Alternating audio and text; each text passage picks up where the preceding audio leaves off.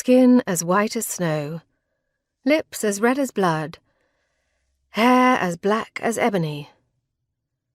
I stared at myself in the mirror.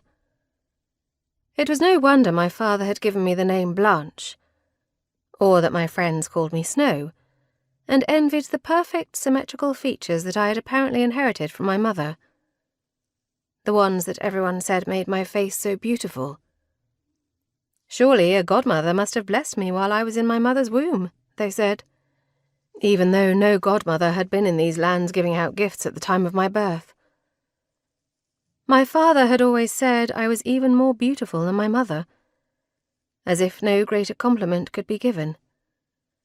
Not that I would know, since I had never seen her. Her desperate dream for a child had been her undoing. A ripple ran across my so-called perfect features.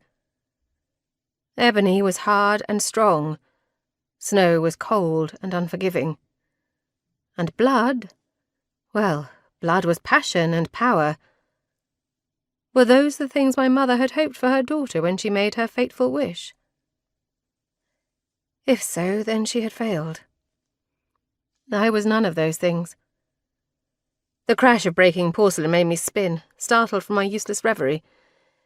It took a moment to recognize the missing piece from my dressing table, a particularly ugly dust collector that I had always hated.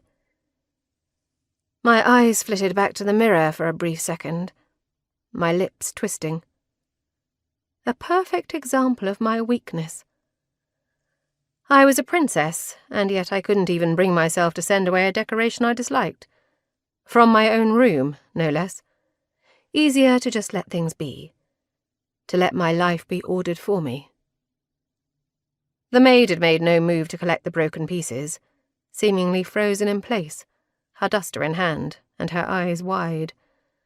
I crossed over to her. "There's no need for concern, Gertie. In truth, I've never liked that piece anyway." None of the horror dropped from her face, and I frowned. Gertie had been one of my maids for years, and I was hardly an object of fear to any of them. "Truly, Gertie, you don't need to worry. I'm not angry." No, Your Highness." She made a visible effort to pull herself together. "Only, do you think it was worth a lot of money?" She whispered the last words. My brows knit together. "I have no idea. But what does it matter? As I said, I never liked it.